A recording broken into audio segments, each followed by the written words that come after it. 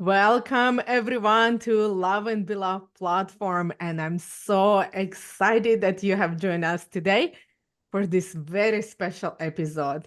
And it's not only the final episode of this year, but also the final of the season 5. If you've been following my coaching journey, you know that I'm so passionate about creating this wholesome experience for my clients. And true transformation require us to address every part of ourselves, like physical, mental, emotional, and spiritual wellness.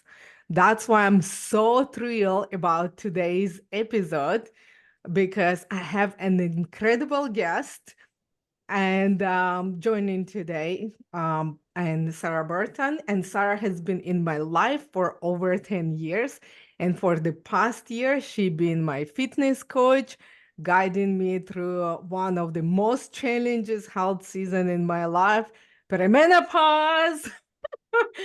And so many other health issues that I've been dealing like since I can remember myself. So it's definitely would be really great to hear her expertise. And it's actually, guys, it's been transformative for me. And I know that her wisdom will bless and empower you as well. So welcome, Sarah, to Love and Beloved Platform. Thank you so much. What a privilege to be here. It's always fun to chat with you, Lena, and I'm excited to see where our conversations are going to go today. And let's your goal to help people in the whole of the person. To me, that's just absolutely where we got to start. That's awesome. And I know that's why we're really aligned to support women in that. And here's something exciting for you guys. That's how we're going to kick off the next year. And through all January, I'll be releasing series called the Wellness Blueprint, aligning mind, body, heart, and spirit.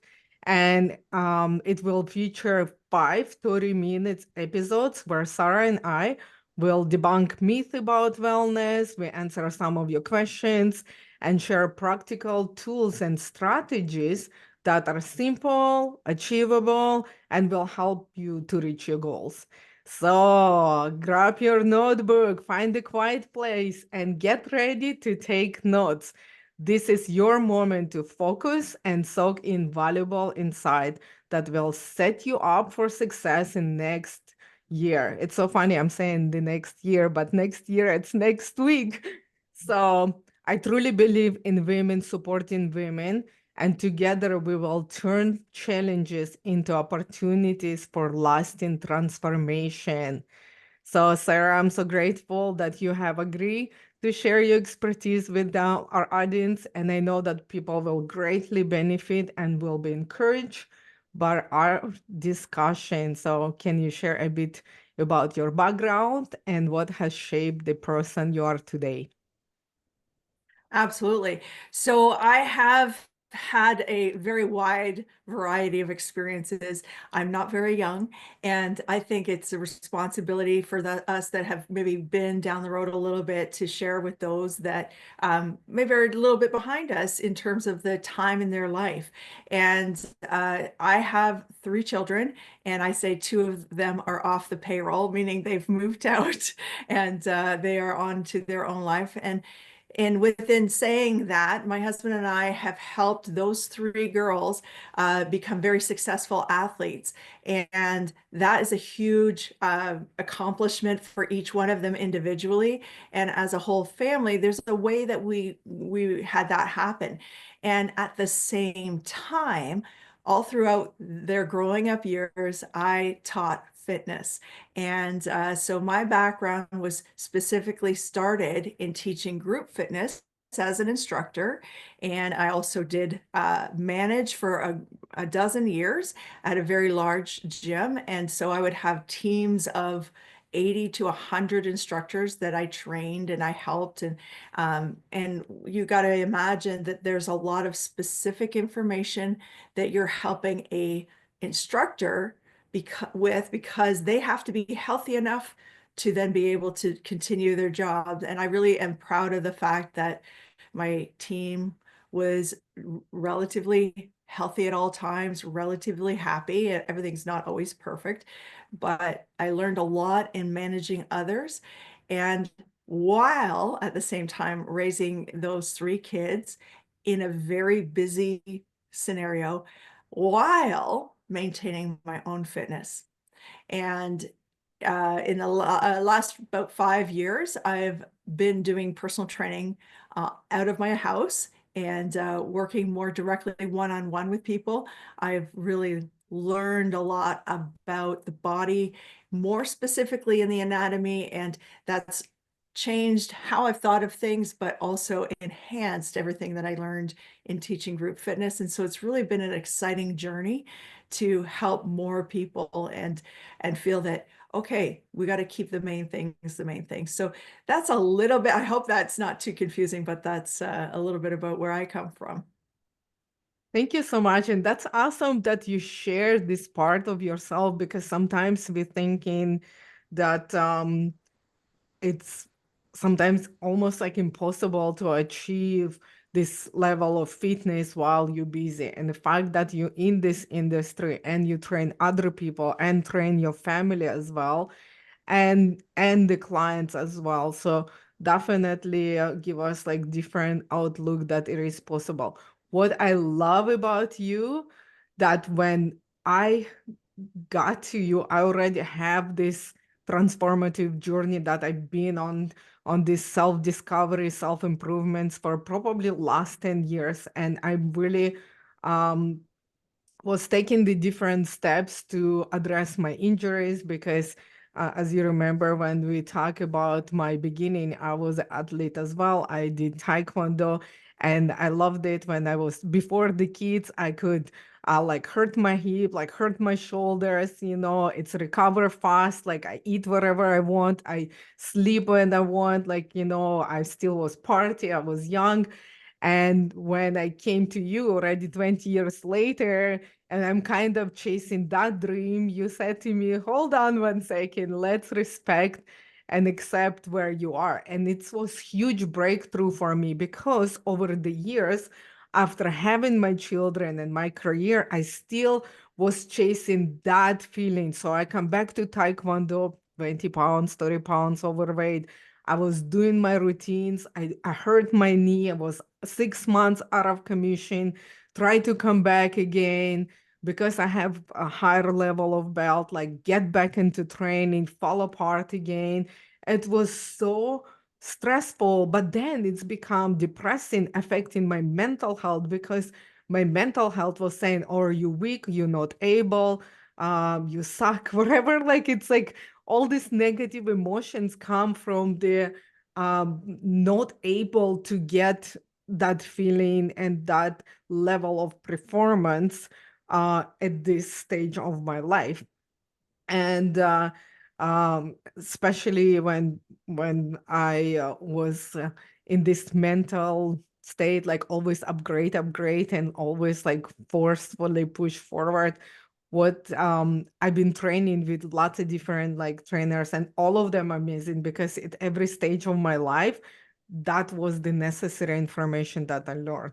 But when I came to you, first of all, I don't have like anything against male trainers. They're fantastic. They train me, like help me a lot. But what I think like women supporting women, we understand little bit different and have a different perspective as a male, and especially dealing right now with the perimenopause, the way that you supported me and say, instead of go forward, just slow down. And I literally use, we will talk about this later on, guys, and especially if you tune in on that series, I will tell you a little bit more about my journey. But the fact is that I follow everything that Sarah told me, and actually my body is stabilized like in an Mhm. amazing way, so it's definitely works and different perspective. So please, Sarah, can you tell us, in your experience, how does this physical movement, mental clarity, and spiritual renewal all work together to create really balanced and healthy lifestyle? One of the phrases I kind of invented was you can't launch a rocket from a trampoline. So you need to Love have that. a solid foundation. So what is that solid foundation? Well, if your spiritual life is out of control, doesn't have a solid foundation, then how is that going to affect your life when things are physically not well? When you are 24/7 trying to achieve goals and you're not resting, how can the body recover? We have this mental picture of when we were athletes previously, or we did these other things, or we were able to do these things easily, but you are not that same person that you were when you were able to do those things. You didn't have to make lunches. You didn't have to take care of the grocery shopping. You didn't have to do all of these things. So why on earth are we expecting our life to be exactly as it had been? So the core in the body is a foundation. The spiritual core has to also be number one. And then in your mind, if you are struggling because you have anxiety or depression or any of the other things, there's no way that without addressing some of these foundational things that can be good. There is an order of operations, and for a lot of society right now, we're so visual that we're always comparing the visual. And so when the visual isn't what we want it to be, we feel like a failure. Mm. Well, the visual is not the foundation. And yes, it could be important, but really, like we have to ask ourselves that really, is it really, is that where we're going? And the difficulty is that you can't control the sun going around the earth. That is going to happen. So I got necklines. My face is starting to fall. I have white gray hair. Like these are things that are not going to reverse. And so when I'm trying to fight the sun going around the earth, I how is that even smart? Like it and so then how can we turn around and say, well, what is the foundation I should launch from? And so these are, some of the pieces that I think get completely forgotten. That's awesome. And it's cool that you're saying about this the spiritual foundation, because literally when I was speaking about me being depressed, about being weak and useless and have no worth or value because I cannot mop the floor and all this stuff, it was all coming from I didn't have a worth and value in myself. Because if you guys know my story, you know that I've been abandoned, traffic, alcohol dependent, and drug dependent. But listen to my story in first of the episode of this podcast. But the point is, that time I didn't have faith in God as well. So I was drawing worth and value in my performance. That's why I was trying to get back on something that I was before. So when I give my life to Christ, my foundation really become that I'm still loved and valuable. Like it took a while, trust me. It didn't just disappear, because it's been drilled in me for like over like decades, so it took some time. Something like peace came right away, and the rest of it, of course, you still have to take action and put work in place. But so interesting though, when um so I got the piece, and I got start working on my mental physical health. But I really like how you said, like, you cannot launch the rocket from the trampoline. Because when I came to you and I said, like, I want to do this crazy workout, and like I like CrossFit and lifting weights, and she like she I you look at me and you said, is your foot always like staying like that? And I'm like, oh, I actually have knee pain and hip pain. And she's like, I keep saying she, like I'm telling the story when you're not there. But so Sarah saying to me, you know what? We will investigate. We're gonna be like detectives. And I really love that, because everyone who I said that before, because the knee and hip already like been bothering me like few years, and people just give me like exercises, some physio. I've been like with the doctors and all that jazz. But when you look at it and you said, oh, maybe it's because of your flat feet, let's do these exercises. And it's interestingly enough, like we look at the mirror that time, and I was so, I don't know, flabbergasted that my foot, like literally, like guys, okay, I give you this visual. If you take the Barbie doll and like you take the leg and literally Oh, twist it that's beautiful. sideways, Yeah, and I from was the knee. Yeah. standing. I was so weird. I was thinking like I'm looking like those zombies, who pull in their leg. Drag your leg. Yeah, and it was comfortable for me. And when you actually got my attention to that and said the foundation have to be first, we have to start at your feet. We're gonna start doing squats. We're gonna start learning how like your feet actually like adjust it, like form.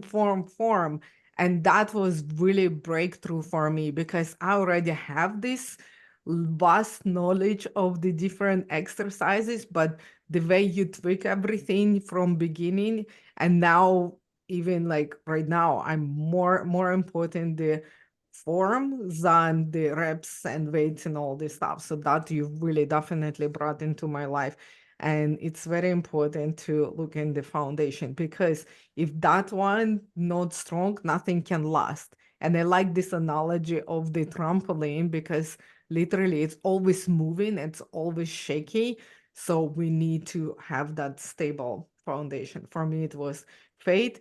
And then, of course, like moving forward and taking action, because then the awareness come, that acceptance come, like because you are the first person that I literally like, because not only you were training my body, you were with me through the times that I were crying about the way I look, the way like it's not moving everything and all that stuff. So you were like my physical therapist and my therapist and all those things together. So that's why it's very important to build trust with people who is supporting you. But the coolest part that I've learned it's accept where I am right now, respect where I am right now, and create awareness. More I'm aware what's going on with me, more I can invest into like this wholesome approach, but steady, consistent, and progress. And that's what I always love, the progress. But you said rather go like slow and steady win the race rather than I wanted to go so Right. hard up and then like end up because of the injuries and all mindset, end up in the like at the zero all the time. I have a question for you. How many times do you remember me counting reps in your session? I don't think we count the reps. Do you know why? Because Why? actually, trainers always count reps. They Hmm. have a program, and the number of reps often is programmed to be whatever it is based Mhm. on the trainer's idea for the client. And then those number of reps is repeated 2 or 3 times or 8 times. Like it doesn't, it's part of the programming in terms of the science as well as the art Mhm. of training. But the problem is if I said to you, okay, you're going to do 12 reps of this particular exercise, but if at rep 6, your form, maybe it was perfect for 1 to 5, and at 6, it breaks apart, and I force you to go 6, 7, 8, 9, 10, 11, 12, you are in an injury zone. Mm. So my approach has been a lot different. And actually, I a little bit invented this. I don't know any other trainer that I know that has done this, but I look at your eyes, I look at your form, and I see, oh, that's where you are today. So your first point about accepting where you are, that's how I train people. So that if I can see today, it's a 6 rep day, we're going to accept that.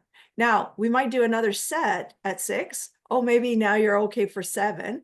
But when we don't count, it takes off the rules a little bit, gives us a bit more freedom. And I find that it tends to bring us more success because we are working within your ability. So that's why.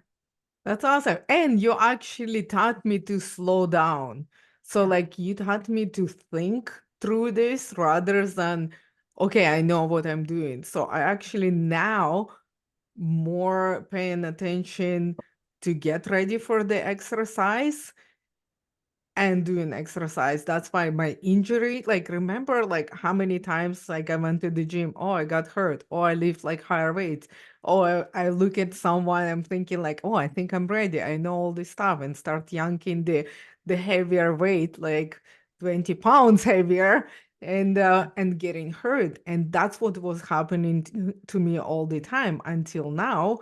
I respect where I am, and if like I feel that time like I'm not gonna be in the good form, I just replace the exercise with something else and being just more kind and gracious to myself.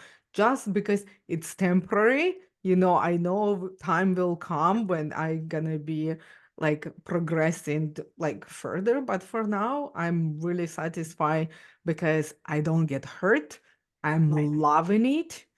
Yeah. It's consistency, like it's create that wins all the time in my mind. It's Yeah. I really enjoyed this health and wellness. Like there's like no strife, no pride, no forcing, no pain. Like it's I feel it in my body, soreness, like aching muscles, like that I work out, but I don't have to like ice my shoulders, like and be like putting all my creams, take Tylenols and stuff, because that's how I've been living for last 10 years. So that's really cool that you're saying that. And it took me like long time. It's honestly when you say it, I remember like saying You this didn't thing. like it. I didn't like it. I like the routine. Tell me how many reps, how many pounds, what we are doing next. And it drove me nuts that Yeah. everything like slow and different. And I'm like, I don't I thought understand you were this. gonna fire me, but I'm like, Oh no, my don't just stay with gosh. me. Yeah, and literally, I don't know. It's just I think like with the age, hopefully get more wisdom and seeing the results Yeah. and seeing how many less break I have to take from the gym because of the injuries. I was like, oh, there's something that I can pay attention to. Plus, another thing like what you do, that it's actually very doable and achievable. So I Mm. will ask you this question. When life feels overwhelming and progress seems slow, how can someone stay focused on simply doing the next thing without feeling discouraged? That's the perfect question. And even just in asking that question, I think that's a little bit of the solution.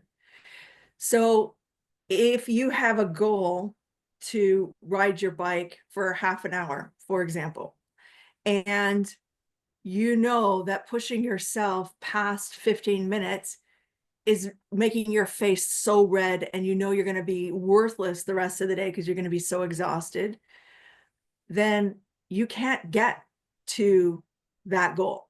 So you have to back it down to just doing the next thing. So 15 minutes, okay, turn around and you're done. And if you can keep reminding yourself that, as you said, this is temporary. Because what's amazing with your body is that it does actually, God created it to heal itself in a certain like range. And so when we do things in the correct alignment, our body gets stronger. So today, if our strength is only at this point and I exercise to that point, maybe I push a tiny bit more. Tomorrow, it's going to be able to handle it a little bit better. And that progression will happen. And it happens so slowly that we feel like we're not getting progress. And sometimes we get discouraged and then we quit because we don't see that change right away. Unfortunately, for a lot of us women who have a little extra weight on ourselves that we don't like, we want the weight to come off before the strength. But actually, I found that the strength has to come before the weight comes off. And we have to get unbroken before we can get the body to change shape. I didn't like being broken myself. A number of years ago, I was in between working full-time at the gym and going on to the next things. And so I had to take a job where I was standing and walking all day. And I was lifting things. And to be honest, I just felt broken because I wasn't able to do the same training. And so my body didn't feel right. On top of the fact that I was adding painting. Well, if you do a lot of painting, your arm kind of gets out of place. And so I just, again, that was another reason I just felt broken. And I lived like that for a couple of years. And it was crazy to me. It's like I just kept walking around saying, I'm old, I'm old, it's over. Like kind of that's how I felt. And as I've said to you, okay, slow down, get back to the core. Well, I knew that that was true because I had to rebuild from those points. And slowly but surely, I didn't feel like I was making progress to regain what I had been able to do. But actually, by taking that slow approach, I found that I can run. I didn't ever think I would be able to run. I never liked running, even when I was younger. Like that was never an important thing. But because of the things that I had to fix in my own body, I found, oh, actually, when I did the technique correctly, when I aligned correctly, yes, I had to start with walking and slow walking and things that we've done also. But to reset that core, I found that actually over time, running became easy, which was crazy to me. I'm 53, and if I have a treadmill back here, and if I jumped on it, I I could run for 5 minutes and come back and speak to you and not be really out of breath. Like to me, that's the amazing thing about our bodies, that it doesn't, even though our age goes up, the body only remembers what it did last week. So it will feel old when you try to jump up and go backwards and be 10 years younger than you are. That it won't be able to do it. But when we take that slow and steady approach, everything feels different. So how do you remember? Well, I think if you can take anything from what I'm saying or what Lena's saying, and you can remind yourself, if you can just do the hard thing, that's the next thing that you have to do today. And you might need to put up posters on your walls. You may have to put reminders in your phone. You may have to do anything that suits your personality to help yourself stay on track. It's not easy, but you know you best and you know how to best help yourself. So you do have to be a bit of your own coach. And no matter if you have this coach, that coach, the other coach, like those external people are important. But until you submit to your own desire to just do the next thing and take the advice and do the next thing, then if you do that, you will have success more than if you don't. Absolutely. That's a really good advice. But right now it's coming to my mind and I'm telling you, ladies, this program cater to you because right now I'm thinking about my husband who is like working like so last year he's like start working out hardcore and this is his approach. He always loved these like hardcore workouts and stuff, but he's in the prime of his life and he's like eating like crazy, like but like and he's working as well, but I'm creating these meals. I make sure that he hit his proteins, like, but he followed that program and he has like his own trainer and he loves this, like, he knows himself over the years. And it's funny enough that I try to compare like myself to him and to his lifestyle, although we're in the same family with the same sleep, eat, exercise. When I'm trying to do what he's doing a little bit because I'm like, oh, I hate how he's like feeling good, looking good, blah, blah, blah, blah. So I go hardcore in the gym. I'm doing all that stuff because like I'm trying to that time, like when I was trying to lift stuff, and then my hormones gets out of whack. Like I get dumped like this cortisol all over my body. I'm end up like in the hospital because my organs are inflamed because I'm in this perimenopause. Like my brain doesn't understand what's going on. My body, like, and I don't eat enough like protein, like, and all this stuff, and everything goes out of whack. And then I'm thinking, like, what is going on? And just because I'm trying to like compare myself to somebody else who is like not a female going through these very hard times, not physically, not emotionally, not mentally. And plus, right now, my body needs like different vitamins, different approach, different like, well, proteins. I still need like all my like eating, sleeping, exercising. But the fact is, like, more kind and slow and more consistent I am working for my body at this time so much better. So that was Sarah's advice. And listen to your body wherever you are. If you're 20-year old, like even like if I compare myself to 20-year-old self, I was healing faster, I eat whatever I want, I slept when I want, and I still was training for 5 days, and I was like doing competitions, and I loved it because I have so much energy. But now I have 3 kiddos and the dog and the house, and I have to feed everyone and clean and deal with everybody emotional, mental, and physical health on top of so many responsibilities and stress of the work. So now it have to be different approach, you know. So that's my advice: to do not compare yourself to anyone else. Just feel sometimes we have different limitation, you know, with your health, with your wellness, you know, start that next thing that gonna move you forward slowly but surely, but have some grace for yourself. So my I next question, oh, you would like to add would, something? yeah, if I could, Yeah. because I two of my daughters are more than 20 right now. And the advice to them, because they were training a very high level of athletes, they, if at that time when they were in their competitions, if they were focused solely on the fact that they had to win, they had to achieve the best, if that was the only thing in their life would have been out of balance. Mm. So as a 20-year-old, you can say, I want to do A, B, or C. I'm going to train 5 times, whatever. If that's on you. However, if it's the only thing that's important to you, your life will become out of balance because you must also decide to take care of your spiritual, your body in peace of that. Your heart, how are your relationships? If you are just bulldozing everybody because your priorities are more important than everyone else's, this is not being a decent human being.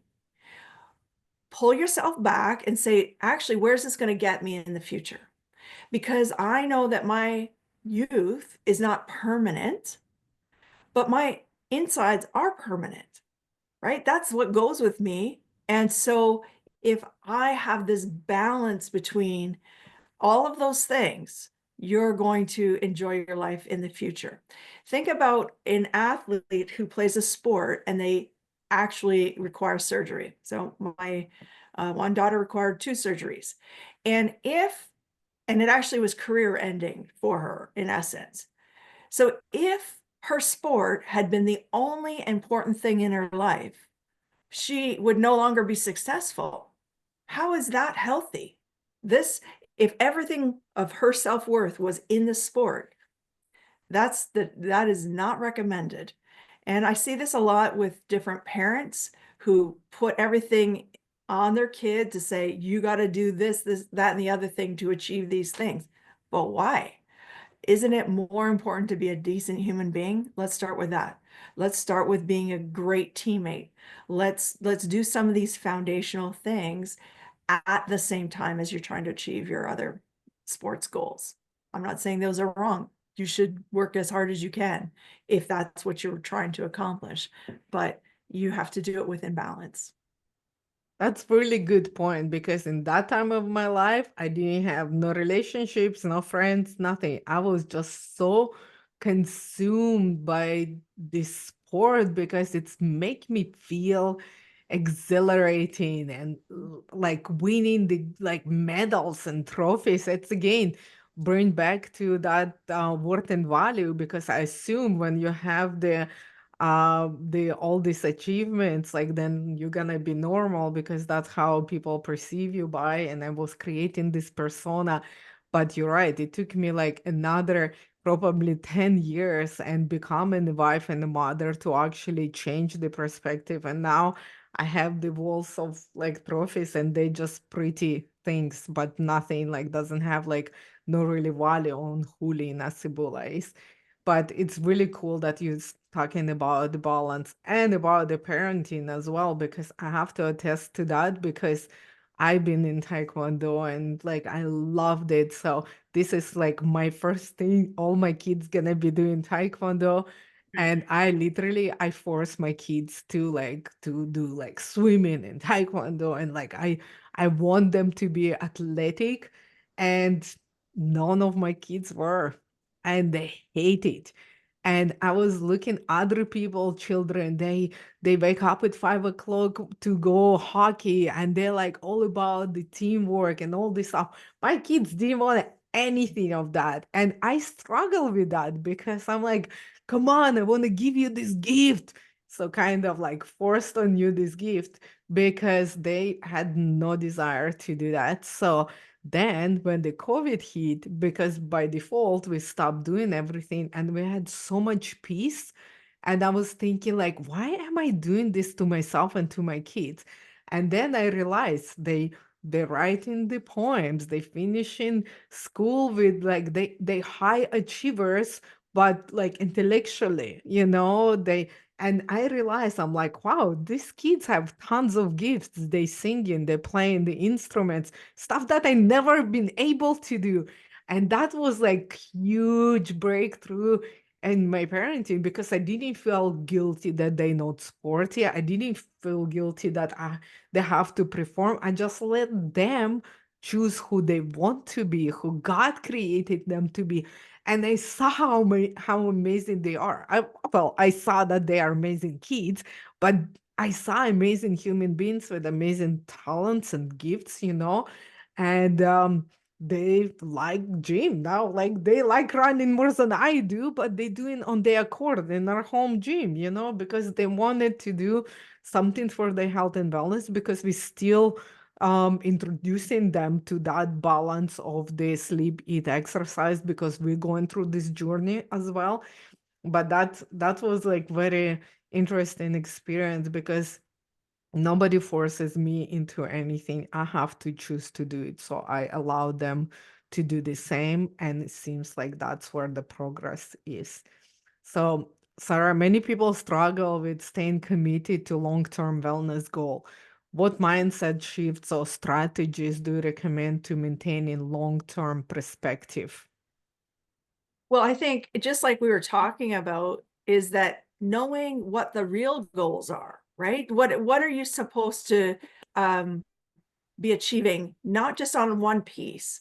Like figure out what is the whole of the person. What is that?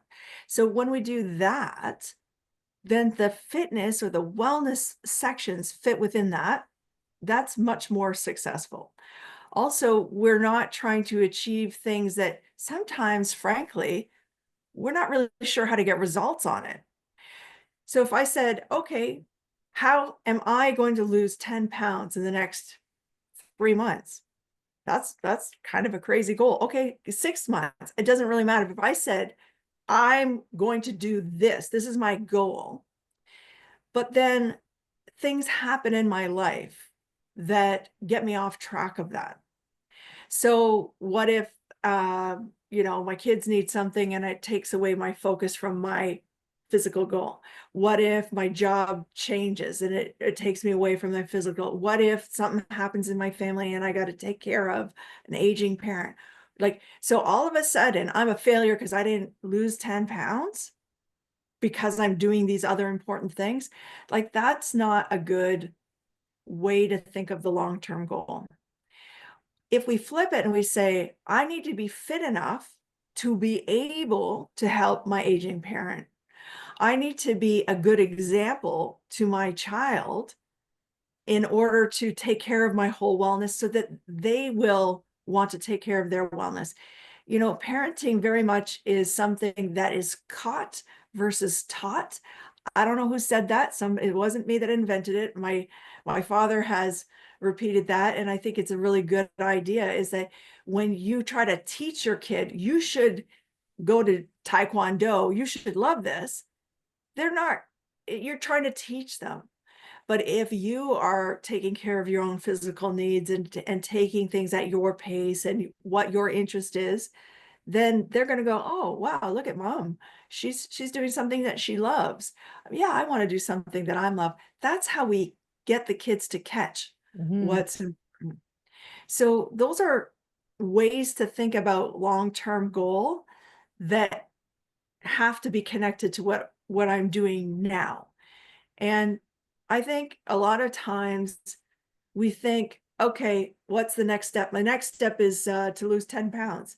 Well, actually, your next step is to lose one, right? You can't lose the 10th without losing the ninth and the eighth and the set. So we have to just do what we can do today. So if I decide to overeat just 200 calories, get this, this is interesting. So if you do the math on this, can of pop is 200 calories. And I'm not someone that likes to count a lot of calories because I think it's taking the focus off in the wrong direction. But if in the balance of how much I move my body and how much I eat, if I have 200 extra calories that are above what my body needs, and I do that every single day, do you know that turns into 29 pounds over the year? Wow. Boom. So you can't be in bad habits of 200 calories a day. Oh, it's just an extra pop. Okay, well, enjoy your 29 pounds. And really, if you are eating 200 less and then the 200 calorie gets you to the even point, okay, have your pop. I don't care. Nobody cares. I mean, sugar maybe is not the best choice, but what I'm saying is that there's this level that's very fine that we have to understand exists. These are foundational laws of the universe that you didn't invent and I didn't invent. And so, but we are subject to them. And when we want to take ourselves into reaching a goal, we have to understand that you have to live with how this world spins around the sun. That's cool. I don't know why my camera You're got out of fuzzy. I focus. don't know. I'm like, I'm fuzzy. Over there. Um, you know what's interesting? That's another thing that helped me to work out with you because up to the point that I met you, I was about losing weight. Hey, get me clear on this. Anyway, but the interesting part that after working with you, I start thinking I actually want to be stable at my feet and my knees so I can do proper squats, so I can lift the weights, so I can be in proper form. So even like sometimes, I don't know, ladies, if you're doing those quizzes, like how old you are, how your body shape is, and how you would like to be. Before I was like losing weight, losing weight. Right now I'm like building muscles. I want to be toned. I don't want to be skinny. I don't want to be anything. I want to build muscles because the muscles means that I gonna lift my grocery bags. That means like I gonna be running with my dog and with my kids without getting tired. And the coolest part though, although the weight didn't change over this year that we've been working, it drives me bananas. Oh, there you Oh, go. you got I'm it. back. Yay. So the weight didn't change, but we did that BMI, like the numbers and stuff. My body builds muscles. And I know that it does, even though like this machine and numbers, it's like fancy scientific stuff to prove all that stuff. I know how, I walk without getting winded. I can run a little bit on a treadmill that I never run to. I can row with very steady, with not getting tired or hurt or anything like that. I can lift like weights with the proper form, and I'm feeling that like I feel strength. That's Yeah. how I Yeah. feel like Yeah. I'm lifting the Costco grocery. I align my shoulders, I get the form, and then lifting those heavy grocery bags because before I was like yunking and I'm like, oh man, something is off. My back hurts. But that's how I know that I'm progressing, that the task that I'm doing like every day does not affect in my body, creating the pain misalignment and all that stuff. That's what very important. And that's I'm really grateful that you're saying that to this commitment to long term, like you just have to have that mindset that life gonna be happening. The holidays gonna be happening, the problems gonna be everything. It just it's inevitable. It's gonna be derailing, and the change of mindset and have to be like positive, thinking about 1 pound or thinking about building the muscle. And that's cool that in the beginning actually of this episode you said that like first build the muscle and weight will come off. And I think that's what helped me really to refocus because I was just like this camera now.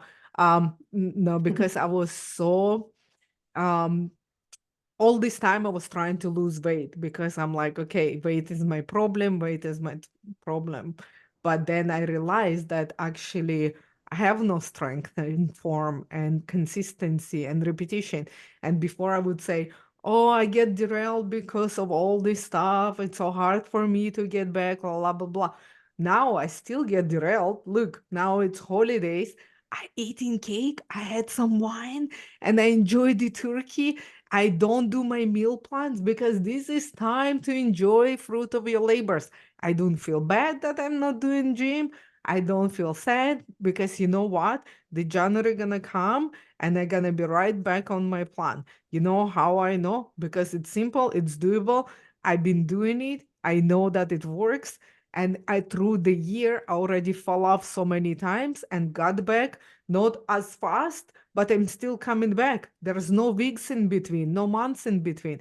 Because that's what actually would make me depressed before, that it took me so long to come back because I'm not don't know what to come back to. Now because I have my plan, my days, like it's becoming like this repetitive routine that I'm doing by default, like brushing my teeth, or doing my makeup, like it's happening. So that's what it is when you stay committed to yourself and to the grace, like, it's everything is temporary. All this stuff that you're going through right now, it's temporary. Maybe it's the season right now to eat the cake, and then you're gonna get back on track Right. and you're gonna be like in that environment that will help you to thrive. So, And I would say too, it's important that if you say, "Oh, I'm not going to eat that cake," what is that saying to your family? mm, Like it's actually it's a piece, and I think there's a lot of psychology behind that too. And that point about grace is everything. And so a lot of times too, if we need to lose weight, there we're on this side of the spectrum. If we need to, we kind of break ourselves, and we don't need to lose weight, but we think we do, and we're not getting enough fuel in our system. And why do I feel sluggish? Well, yeah, because you didn't eat enough, mhm. right? And it's a real struggle. It's especially real for I think it's ladies in the age of 35. They are some of the biggest struggles with anorexia. Do Go you figure. remember like when I start tracking how I eat? Because like I always have to be like restricting myself, and that's why it didn't help me with weight issues like all these years, because I was severely under eating, not Yeah. enough protein, not enough calories even. I was like thinking like, oh, I end up being always in a deficit, but in a really bad way. You can be in deficit but still have enough protein, your fats and stuff to sustain this body, but I didn't even like was able to sustain my body. That's why it was brain fog, dizzy, weak all the time, like, and not having enough vitamins too, like was lack of iron, vitamin D, magnesium. Oh my goodness, guys, like honestly, be careful about that. Just check your health first, okay? So then you're gonna be very careful about this. Is like it's just time of learning, time of Yeah. awareness and learning. And actually, I want to move on. I have like few more Yeah. questions before we're done, but there's like a question that really was kind of like very dear to my heart. So how can someone prioritize physical movement even when it feels hard, overwhelming, or impossible to fit in their daily schedule? So one of the kind of benchmarks that I think are really helpful to work on is 250 minutes per week. But if you are not moving that many minutes in your week, you have to start with where you are. So if it's at 100, good for you. You're at 100. And I would track that because I think it's helpful to just you're like, are you going to do your mirror, do your hair without looking in the mirror? You want to change something on your body without paying attention. So by tracking that and saying, well, where am I? Am I okay? So I'm moving about 100 minutes a week. And so then you could take that and then just try the following week to do 110. And then as you go, you slowly increase it. We already know that 250 minutes with, if you divide by 6, okay, so think about 40 minutes of moving in a day, is the number that if we do more, doesn't add more benefit. We need it around 250 minutes. But for you, your activity might be mopping the floor. That might count as activity for you. Somebody who's super high, like marathoner, they're not going to count that. That's going to be too easy. It's not a challenge. We want to think about those 250 minutes differently as we get more fit. So something that's a challenge for me, but I'm still able to talk. And it just gives us a little bit of a benchmark. So if you want a simple goal, that's a simple goal. And because you can say, okay, all right, I'm going to go for a 20-minute walk at lunchtime. And then I'm going to do 10 minutes of stretching. And then I'm going to go and walk around the grocery store for 10 minutes, whatever the case is. You can easily find that space. And as you are not only creating time for your own physical fitness, you're reorganizing your life. You're refocusing your life, as you said, because how can you suddenly change everything about your life? It's very difficult to do, and it's not something that will be long-term success in a long-term success. That's awesome. Yes, that's actually what helped me that time too when I start working with you, because I was thinking I have to be in the gym all this like 250 minutes and all this stuff and I'm tracking it. And you're like, okay, everything you do right now, because that's how we start, it counts as activity. And then we start like removing and make it like more clear. Oh, so this is gonna be activity, that and that, and it was progression, which is pretty cool because some of the mamas are busy right there, some of the women are busy right there with different life circumstances. So everything feels like really overwhelming. So that next one thing, just try to follow and measure those like or track the minutes. What else that from the coaching point of view, I'm thinking this is like easy win. Your brain gonna be doing like, oh, I'm doing something for myself. I just walk and it was great because I did this for me, for Yeah. like for my health and wellness. And it's doable and it's achievable. Let's do it again. What else we can do? So more and more, it's gonna start that snowball effect when you're gonna think, I love that cake today, but you know what? Through the holidays, I gonna set this boundary for me. Like I enjoyed the heck out of that cake and I didn't feel guilty and it was great. And I even have another sliver because it was so wonderful. But that's my cake for these holidays. And it was fantastic. Now, like, I don't crave that cake. I don't want that cake. And I did it and I loved it. So then it's not gonna be like that negative, like, oh, I ate the cake. Oh, like, our minds, always jump into like all the negative thoughts. So that's what they're gonna create, that positive reinforcement, and it's gonna spills in every parts of your life, like eating, sleeping, exercising, and small things gonna create the big difference in the long run. So, Sarah, how do you guide clients through this maintaining wellness habits during particularly challenging or chaotic seasons of life, like Christmas? Well, Like well, lots of different there's ways. lots of different things, Yeah. and I like to try to see the whole picture of what's happening in someone's world, so that there is an ability to point out and say, well, actually, you didn't go to the gym on Saturday, but you cleaned the garage. Mm. That's the same. There's like, and so then by pointing out, well, that physical activity was probably more effective than going to the gym anyway, but and on top of it, you had a clean garage. So by helping a client picture and see themselves as accurately as possible, that's I think important for a coach to do in a gentle way, in a way that's going to be encouraging and motivating, not just because a lot of times what I find is I don't have to be the army sergeant. I don't need to do that.